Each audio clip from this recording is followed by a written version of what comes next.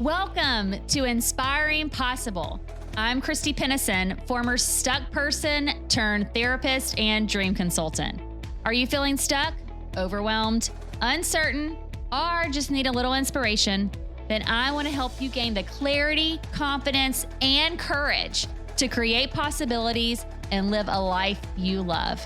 Because folks, life's too short to be miserable. Oh my gosh. Welcome back, folks. I cannot believe that it is now officially March. I'm still trying to figure out where the first 2 months of this year went, but I'm sure I'll find it at some point and I'll let you know where they went.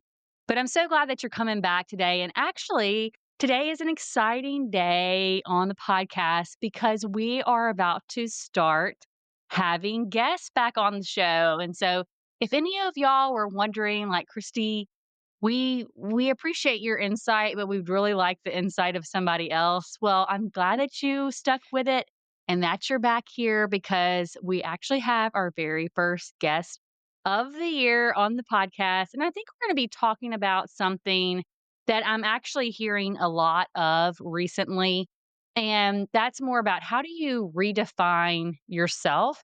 How do you reinvent life as you're going through stages or as you encounter uncertainty and overwhelm?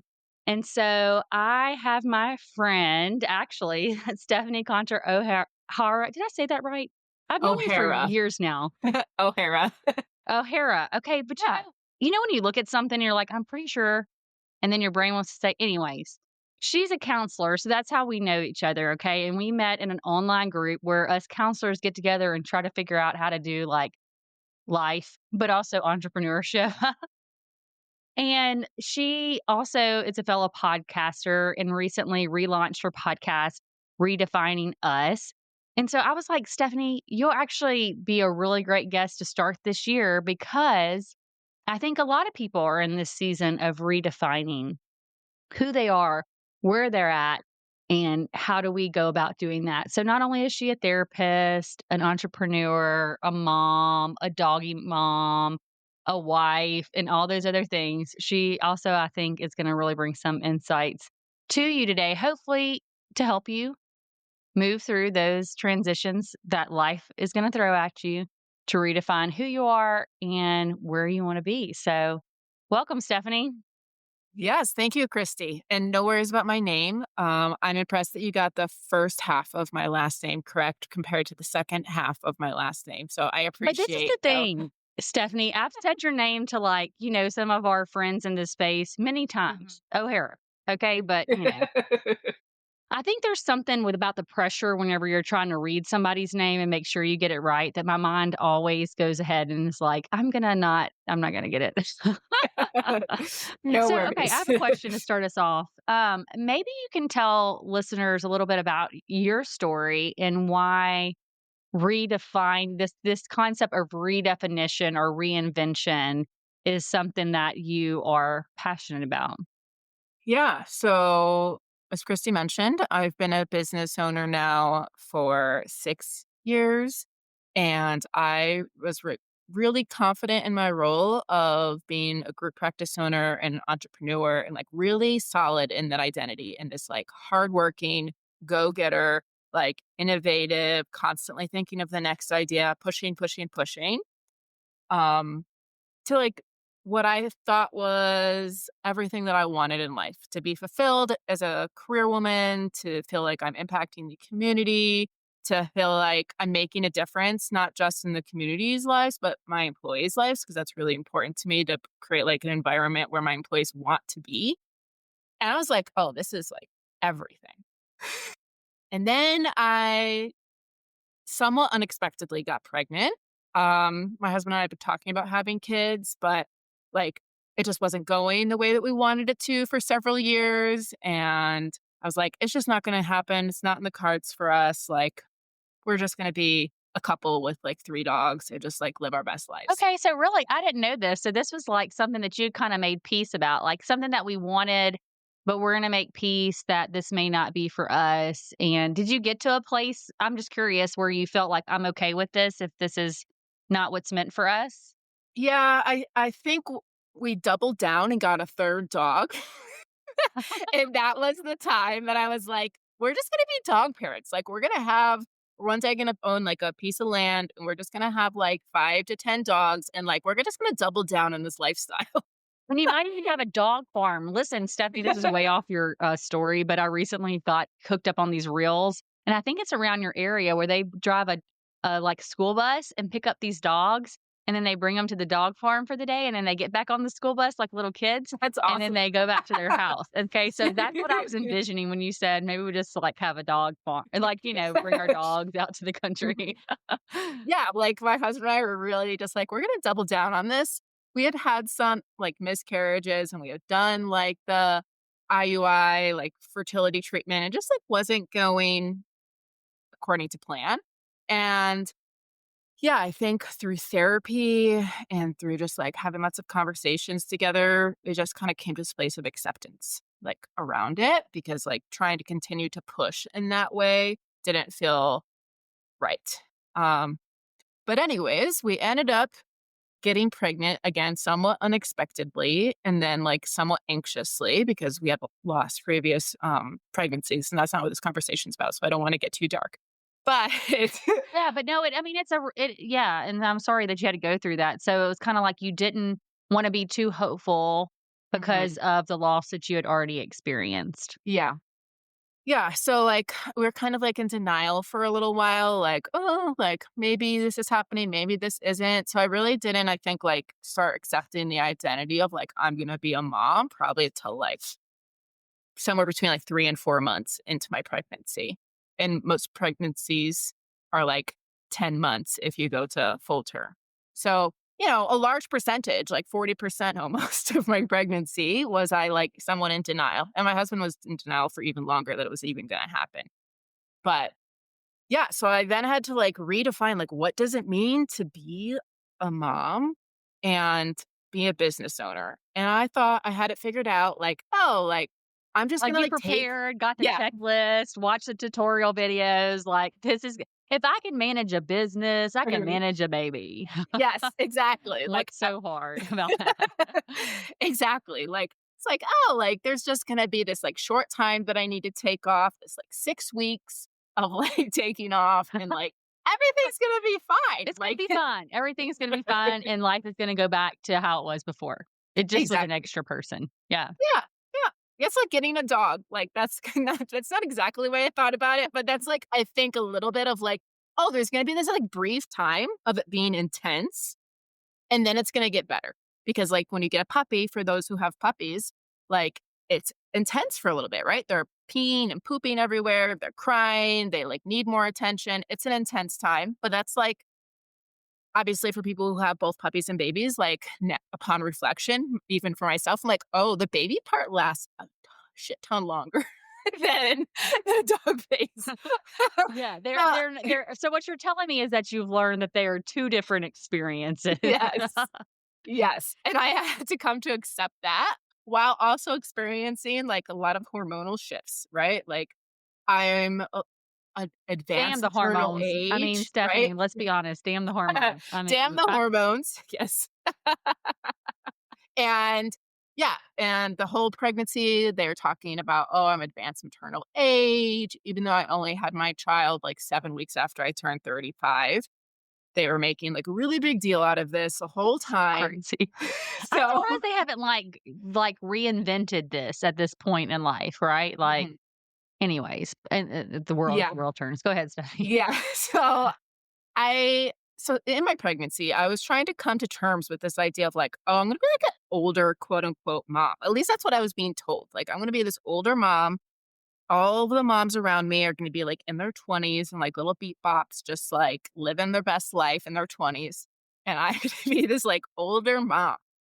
And so I had to try to wrap my mind around that. And thank goodness, at least in my community, I was exposed to like a lot of moms who are actually like in their 30s having kids and like a little bit older. So I didn't feel so alone because there was this like feeling of isolation initially with this like messaging of like, oh, you're advanced maternal age, blah, blah, blah.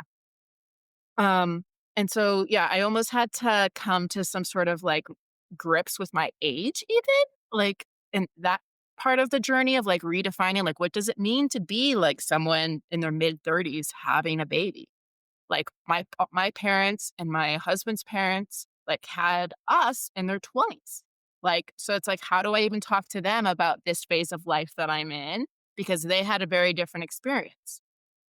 And then I ended up being a mom who breastfed, and both my mom and my mother-in-law like were formula fed. And I think fed is best, like no judgments, but part of my journey was breastfeeding. And so it just felt like there was so much that I didn't know and like couldn't ask my typical people when I would ask like for feedback or for support on things because felt so isolated.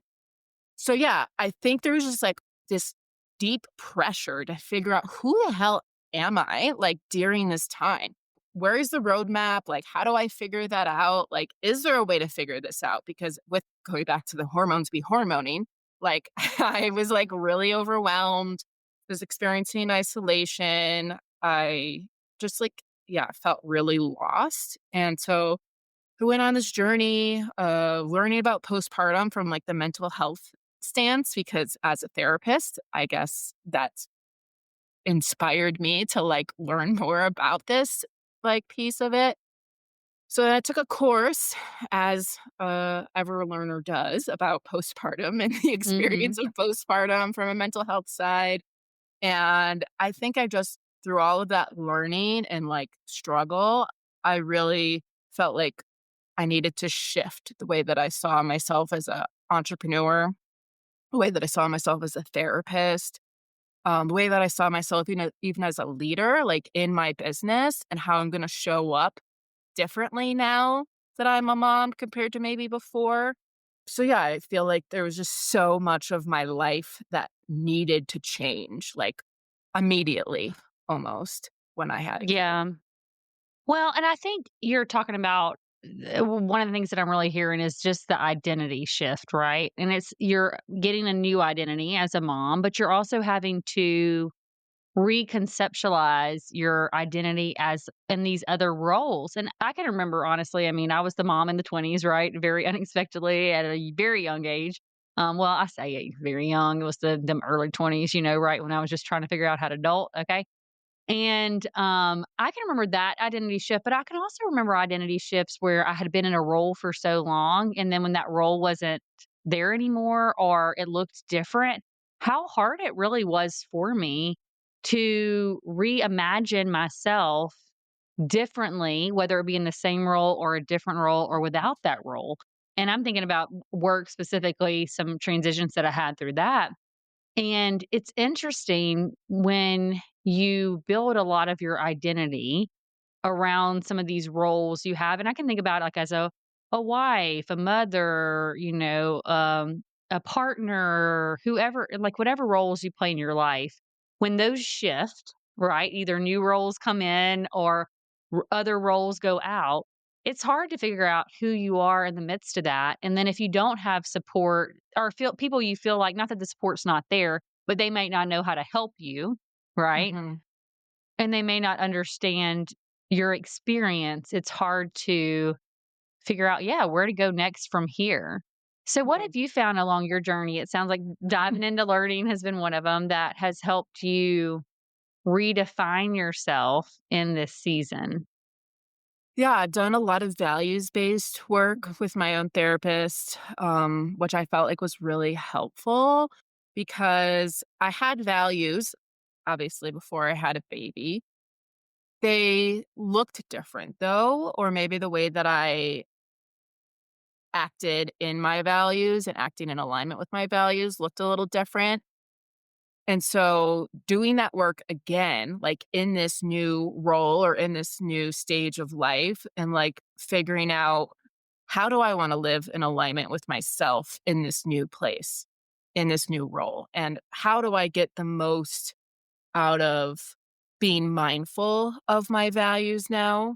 Because whether you're transitioning it from a new job or transitioning to motherhood or transitioning to like being in retirement or whatever phase, like there's going to be new choices to make, new decisions to make.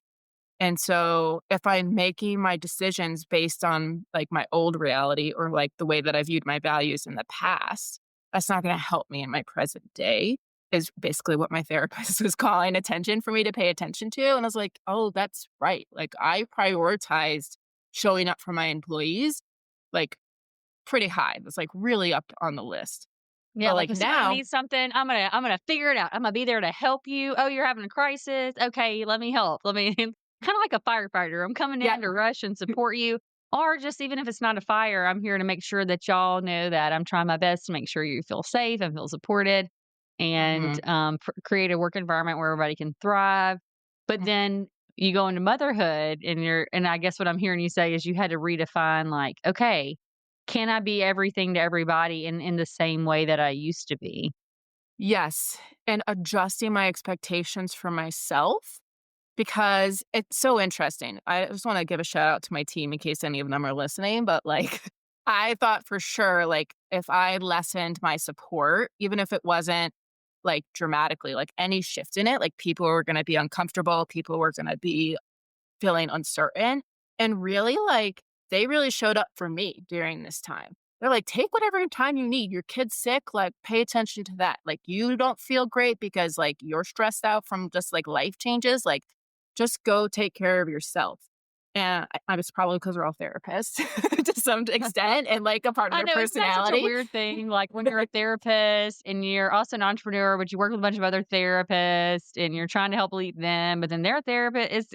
It's a whole thing, guys. Like, Yeah, but the yeah, positive thing is that normally they're very understanding and can, if as long as you're being able to be vulnerable and share, they can say, "Oh, yeah, I could totally see why you feel that way. Yes, please go yeah. prioritize that self care." Yeah, yeah. So it was really appreciated, and I think helped me through this time probably more than maybe other people who don't have as supportive of a team or people around them. But yeah, it really kind of helped me redefine like, oh, I don't need to be this firefighter. Like I could just be a cheerleader. Like, and what does it look like to be a cheerleader compared to a firefighter? And like, do I need to delegate certain things to certain people? I got a practice manager for the first time because I didn't have a practice manager beforehand. And for people who are not in the therapy world, like a practice manager to like a therapist who's a owner is kind of like a right hand man sort of person. They like Hmm. go in and execute things. They like touch base with people. They become the firefighter almost. Yeah, they do. So yeah, I think I just had to like redefine even like what my business looked like while redefining like who I am. And so it was just like a lot of shifts all at once, which then really led me to feel like, gosh, this I can't be the only one that like needs help and support during transitions. And which kind of led to the birth of my podcast because I think or like the rebranding of my podcast because I think it helps to hear like, oh, I'm not the only one that was like had this forced outside of themselves, like thrusted them into change. And that's kind of how I feel Yeah. like motherhood was for me. Like this force outside of myself is like telling me like you need to change otherwise things are going to like explode or not be well. Well, and I love what you're bringing up here because I think that sometimes if we continue to resist change, whenever these external forces are trying to indicate to us that no change is happening, whether you like it or not, you either have to change with it. Or if you keep holding so tightly and not willing to let go of former identities, former ways or things have been. And honestly, I think this is what birthed this podcast truly, because I just it hurt my heart honestly to and I not that I haven't been there too because I have been, but to see people in such stuck places because what happens is when change happens, if you are continuously saying hanging on, I just keep on like hanging on for dear life to this stuff over here, it's gonna cost you, right? And I mean, it doesn't mean that you don't need to let go until you're ready, but it's kinda like if you're hanging on to the past and you're moving towards the future, they can't always coexist, right? In the Mhm. present, and so there has to be that shedding. Actually, somebody reminded me of this story. I think that's really gonna be relevant to this, but we have to do this shedding of skin, like the shedding of the old us, and I remember I saw again that y'all probably think I watch so much shows and stuff. But I'm telling you what, them reels are addictive. Okay. I remember when reels first came on Facebook and I was like, ugh, I hate that they put this on here. And now, like, you get on it and then, like, 10 minutes later, you're like, how did I get on this person doing weights or, yeah, I don't know. Okay. But I saw this reel and it was really impactful for me during a point in time where I was even going through some change and transition and letting go. And it was this girl telling her story that she had this pet snake. And she said, "Oh, he was so cute, smushy, smushy." Like the way she said it was just hilarious. And she said, and I loved my snake, and my snake lived, and it was like my pet. So this person was not a dog mom, Stephanie. They were a snake mom. Okay. More power And to she them. said, and I used to talk to her, and she was the cutest little thing, and we would just have conversation. And she said, but then one day I started looking at my snake, and my snake looked real lifeless. It looked like it was struggling. So I brought my snake to the vet. And I'm thinking to myself, I didn't even know you could bring a snake to a vet, but I guess so. Vets are for animals. And so she brought it to the vet and started explaining to the vet like the things that she was seeing with her, precious snake. And and some of y'all might be snake lovers over there, okay? I'm just a snake fearing person, not a snake loving person, okay? But there's something for everybody out there. Okay, so she brought her snake to the vet, and the vet was like, "Well, what size tank do you have this snake in?" And she's like, "Oh, well, the same tank that I had it in whenever it was a little old thing."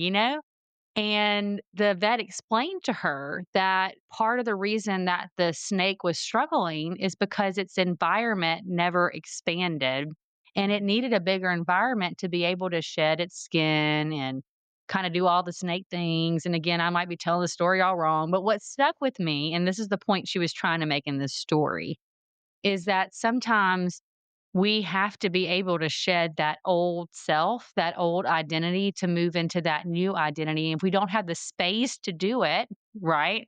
We don't have the space to do it, then sometimes we can, again, limit ourselves. And then it can cause us to feel all those things of like hopelessness or despair or grief, loss. And all of those things are normal to experience, but we can start to live there in the past. Yeah.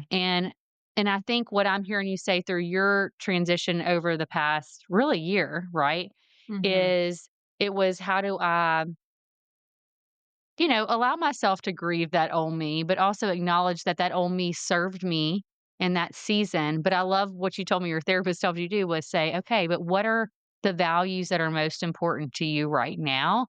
And it's okay if they've changed and are different, but how can you identify what's most important to you right now? And then live in alignment with that.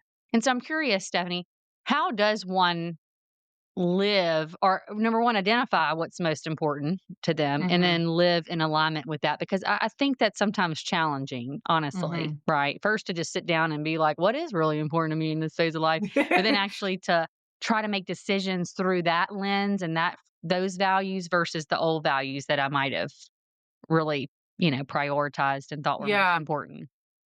Well, my therapist took me through the very arduous process of going through a value card sort deck and like limiting it down to 5 values. So that probably took like an hour of like really like talking through like, why is this value important to me? What does this value mean to me now compared to maybe before? And it's interesting because the value, I'll just speak for myself, the value of independence was still really high up on my list because I always really valued like being, I don't want to like toot my horn and be like, say I'm a trailblazer because that doesn't feel very humble, but like being No, it's like, okay, but I feel like you had a lot of identity in that. Like, I'm gonna trailblaze. I'm gonna like create something that's not been before. I'm gonna make this new thing happen. So you prided yourself on being that person that is the trailblazer. That yes, word. yes. And connection is another one of the values that came out through this card sort. And so connection to me means like being present for my daughter, being present for the people that I have on my team, being present for my family, my friends, and just being like connected to everyone in a way that feels like purposeful and intentional and fulfilling. And so now what I'm realizing, especially with having a kid or toddler at this point, is that like these two things oftentimes are in conflict. I can't oftentimes like go to a conference that I really want to in order to learn new things, in order to maybe put that into practice. I say can't. I choose not to There you do go. those things that I would have done before, right? I maybe did more trainings in the past. I invested more time into leadership and growing that muscle. And I saw that as ways like me being independent thinker, me being like wanting to trailblaze and like evolve and change. But those things take away time now from the connection that I see as really valuable with my daughter and my family and et cetera, et cetera. So now it really comes down to like these things are in constant conflict. These things that are like really important to me are always things that I have to decide in that moment which one gets prioritized. And Mhm. sometimes learning and being a trailblazer and leaning into that does outweigh my value of connection because I have to remind myself like my daughter can be connected to more people than just me. Which in the very Yeah. beginning of becoming a mother, I was like, "Oh, she has to be, like, really attached to me, like, I'm the mom, I'm so important, blah, blah, blah, blah, blah." Like, all of the stuff that I said to myself, which is true, but also isn't true, right? It's not an all Mhm. or nothing situation, going back to, like, more therapy talk, right? Like, it's not black Yeah. and white. Like, But we she can can. really get in that black and white thinking, right? Like, it's gotta be Mhm, this way or this way, and mhm. if it's not either way, then it's not right. Yes, exactly, right? It's either I'm gonna be all independent or I'm gonna be all connected, and I was really struggling with that. And so my therapist was like, "What about you could just have both, like, at different times, like, you just prioritizing different things at different times," and that really let me lean into this idea of, like, "Oh, like, I maybe can't have it all," as, people say, but, like, I can have it all in different times. Like, I can have all daughter time and Ella time and family time. And I can have all like leadership, growing, changing, evolving time, being independent, all of the things that I've previously identified as and still identify as, but maybe it's just like not as loud as it used to be. And like just allowing those things to constantly ebb and flow. Because, yeah, I did think at one point, like an early postpartum, that like, this is my life now. Like, I have to give up that was the rhetoric I was telling myself. I have to, like, give up all of these things that I used to care about so deeply to be this person's mom. And then I came to a crossroads where it's like, I can't actually do that, and I actually hate it. Like, I can't be, like, just to kind of maybe give voice to, like, the idea of being a stay-at-home mom. Like, I don't think I can do that. Like, it's not in me to only have this role. I need to do this other thing. Otherwise, Stephanie's gonna like quote unquote die to some Yeah, extent, yeah, right? That light is going to dim. So like how do I balance being both of these things that are so important to me? Again, comes back to the values and just making decisions like every day of like, okay, my daughter's sick, everything gets canceled today. Like that's just how it yeah, has to be. and that's Or okay, yeah, and that's and that's okay. okay. Yeah, like I have to do this big team meeting and lead these people, and that's really important to me. So, like, that's what I'm leaning in today, putting my energy and focus in. I think going back to reels, I watched this reel.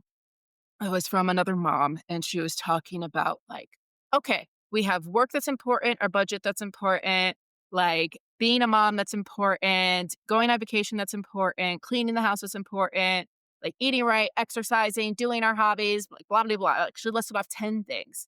And she's like, those can all be important to you, but like, how do you get all of those done in one day? Like, it's just simply not possible. So, Oh, I like, think I saw this one. Was she, like, yeah, in a kitchen somewhere and yeah. being like So I think I don't know what her advice was exactly, but basically the point she was trying to make is like you can really only do like 3 or 4 things a day Mhm. and have Even those at be the that, priority. sometimes you can Yeah, just do one thing a day. exactly, right? And I think just letting myself really own that, like, helped me accept this transition of Yeah. I just can't do it all. Well, and I love what you're saying here because I think, often most of the time we don't pause long enough to evaluate our values. And I'm thinking about a coach that I have, a leadership coach and therapist in conjoint that have given me some of the same tools you have. And one of them really did make me get clear on my values and why are they important right now because of this season.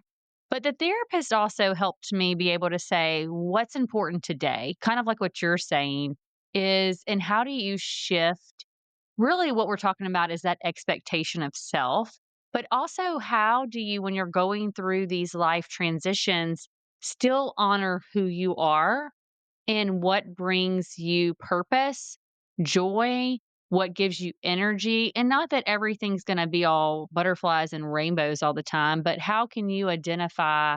I love how you said, like, for you, you realize that you couldn't just be connection. Connection couldn't just be your only value because you value this independence so much.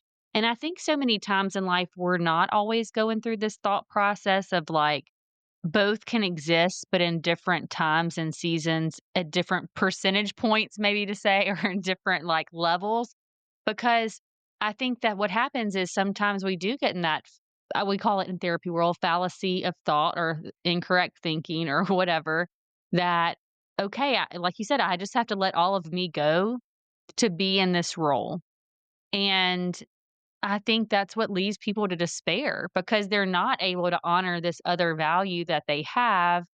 And not that you can, like you said, you've had to redefine what independence probably looks like for you too, right? Mm. That it may Yeah. not look the same and you may live out that value in a different way than you maybe Mhm. had previously, but really just giving yourself the space to figure that out and then say, how can I live alignment? Because for those of y'all listening, we may have talked about this on here, but if you are living out of alignment with yourself and who you are, what happens to you, Stephanie? Well, you get depressed and anxious. That's at least the baseline, at least for me. And you might injure I think about for me, because I may have shared this briefly on the podcast, but I fell towards the end of the year. I found myself last year in a place of burnout, but you can get in a place of burnout because you're not giving life to those other parts of you that are essential, that are needed to thrive. And I think when sometimes you just honor one part of you without the whole, doesn't mean that you can't give attention to the whole at one time, that, you'll start to lose some of that thing that makes you who you are. And I do think we're talking about living more authentically here, and the world Mhm. needs who you are, right? And we're not all the Yeah. same. Like you were talking about, for somebody else, they might value this, this, and this, and they may love. I'm thinking about the mom situation. I know some moms that like they are some rocking it stay at home folks and Mhm. they're making the world a better place, but that is, but we're making the world a better place too, but our values may look different and that's okay, Yeah. and so really, it's interesting because I think there's so many sometimes those voices like you were talking about that you were dealing with early on that's telling you what they think the expectations should look like. Mhm. Are they, they have their ideas of how your role in this season, and this goes for anybody, your role in this season should look, but I Mhm. think it's really important to evaluate what's most important to you because then you can start to receive messages that maybe are well intended but are wrong. Mhm. Like Yes. that may have worked for you. That doesn't mean it's going to work for me. And it doesn't mean that that's how I want to live my life. And that's okay. Because guess what, Mhm. folks? You each get to live your own life the way you want to. If somebody hasn't told you lately. Okay. But getting clear on what that means is really important. So yeah. Yes, for sure. I definitely just wanna say, like, going back to what you said really briefly before, like and you might still grieve those things that Yeah. you have changed, right? Like, I'm gonna call out Christy and her conference that she does with, Steph. Like, I was, like, really sad that I couldn't go last year, like, and probably I'm not gonna be able to go this year, and that's just the choice that I'm making, but I was, like, I don't know, like, I had a whole therapy session around, like, this, like, sadness of, like, I am missing out on these quote unquote opportunities. And that part of me is really sad. But I'm also just really grateful to have these moments with my daughter. And like, Yeah. it's okay to have both feelings at the same time. And it is okay, and I think we really do go through seasons because me and you were talking about this before we pushed the button. If we compare our story to somebody else's, we're gonna really put ourselves in a world of hurt, and it's okay to grieve things that we can't do, because, I can think about it in 2 different ways for me. Over the past year, I've actually, been in a relationship, which is a new thing for me. Uh I'm almost to the 40s and, I ain't had many of those. We've had some, they ain't lasted long, okay, Stephanie, I'm just being real with you. So this year, it's been interesting because I've really enjoyed a lot of this aspects of partnership and having somebody that you're spending time with, but I have grieved a little bit some of my alone time that I didn't have as much of, or my daughter recently got her driver's license, so now she's driving around, and it's exciting in a lot of ways 'cause I'm like, "Woohoo, yeah, you can do a grocery run. This is amazing." But there's a part of me that's also grieving not being as needed as much to make those drives and do those things. And so, there is those times in life where you can have kind of, both of those things, and it's okay to grieve what was, but also trying to bring yourself into the present moment and say, okay, but like, what is actually the gift of this season? And I think Mhm. each season in life brings different gifts and hearts and challenges and things. But how can you figure out, like, yeah, it really sucks that I missed that conference, that I didn't get to go and hang out with them. But Mhm. here's also something that's in my life that, is a really cool thing to have a Mhm. child, and we're Mhm. getting to hang out together. So, although I really wish I was here, it's okay that I'm also grateful to be in this moment as well. So, I'm glad that you said that because I think sometimes when we go back to that all or nothing, sometimes we think all or nothing about our feelings. Mhm. Like I can't be sad and grateful at the same time, but you can be. Mhm. You can be. Yeah, Yeah. for sure.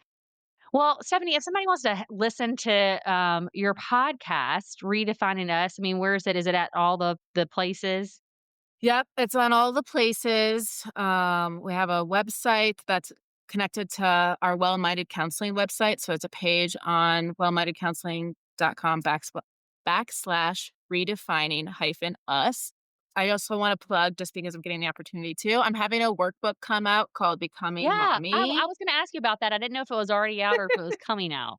So it's coming out. We're in the final stages. So if you can follow us on social media, if you want to know the exact day it's going to launch. I wish I had it to tell you all right now, but the workbook itself is all about figuring out your values and aligning with who you want to be, like helping you figure out what your village is and who your support people are, finding your voice as a mom, because as the book kind of like lays out in the introduction, like there's so many people who have so many opinions about Yeah. how you should do things and how to show up. And I was really overwhelmed by that. And so I wanted to create a tool for other people to use to maybe help them gain clarity, and something that's hopefully like really tangible and practical for them to use. So that's why there's a workbook. Yeah, that's awesome. We'll definitely link it up in the show notes, so that way that people can access that and really get that workbook. Because I don't know about you, Stephanie, but because sometimes I need things like a workbook to really help me not only understand what's happening, but process some of my own things. And then, we've talked about it on the podcast, but the reflection is a powerful tool that really can help you really, again, what we were talking about, understanding what's important to you right now. So, look, I have a Hmm. final question for you, Stephanie. Yeah. If you were to go back to you, let's say about a year and a half ago, Okay. and since this was right before this really pivotal shift in your life, right? And you were to give yourself one piece of advice, Hmm. what is the one piece of advice you would give you at It's a that big time? question. And um, it could be a I word of encouragement, something yeah. that you want you to know that would help you get through that season. Yeah, so I guess the word of encouragement would be like it's okay to have all the feelings that you're feeling. And the word of advice would be like maybe just find peace in the moment. Every moment is going to bring you, like you said, challenges and like hards, but like there's also some nugget or sprinkle or little tiny pin drop of peace in every moment. And just try to find it, because It's a change is hard, and Yeah, it finding the is. good in change is really important when maybe it feels like all of the change is just really hard. Yeah, I love that. Well, Stephanie, I just want to acknowledge you. Number one, me and you kind of met several years ago when we were both starting our journey, right? And so Mhm. I've seen the journey you've been on and how much you really have trailblazed and the amazing things that you've been able to create for your team and in your community. And then now as a mom, right? And so I just want to acknowledge you for also doing your work during this time to like really redefine what was most important to you. And then you didn't stop there. You're like, okay, how can I help other people redefine where they're at in this season? And so I just want to acknowledge you and I'm thank you for coming on to the show and also being our first guest for this year. Whoop, whoop. Thank you so much, Christy. I really appreciate you having me on. Yeah, Christy's also doing amazing things every day for her community and for her team. So, Girl, thank you, thank you. But you listeners out there, y'all know we like to leave you with a nugget or just something that's takeaway, and y'all might have a different takeaway than me. But one of the things that I'm taking away from what Stephanie said today, and she just said it at the end, and I'm gonna leave you with it, is to find the joy in change. Change is hard, but change can also yield incredible opportunities. And if you can just find the joy in that change, no matter how hard it is to find, then I really think you can create some possibilities. Until next time.